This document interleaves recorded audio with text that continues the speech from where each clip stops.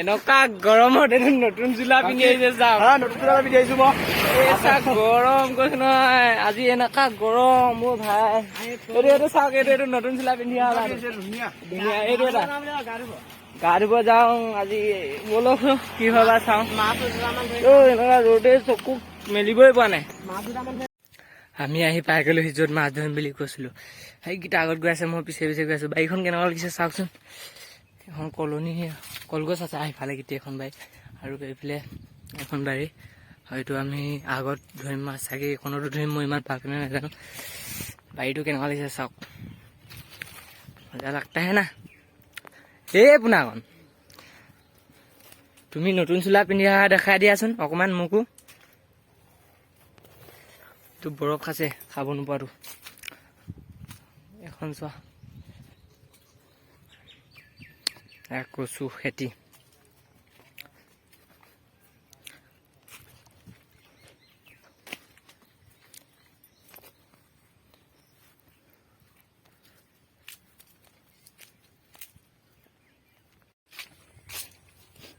এইটো ৰাস্তাইদি মাছ সোমাই চব বাহিৰৰ মাছ। এইটো নলা এয়া এইটো ফিচাৰীটো।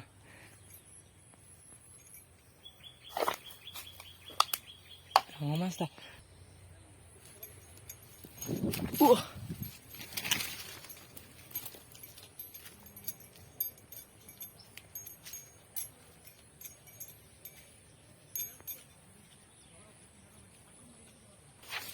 বাহিৰৰ মাছ এয়া।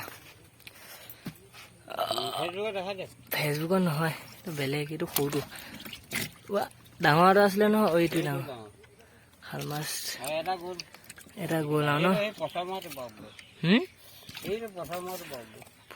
ন। এইটো বাহিৰৰ মাছ সোমাইছে দেই। ধৰিলো আজি আমি 4টা মানুহে। কেনেকুৱা লাগিছে মজা ন। হ'ব নহ'লে বাই। এইটো পিছত দিছো। আগতে সিঁচিলে আকৌ এতিয়া পানী হোৱা দেখি নতুনকৈ সোমাইছে মাছ।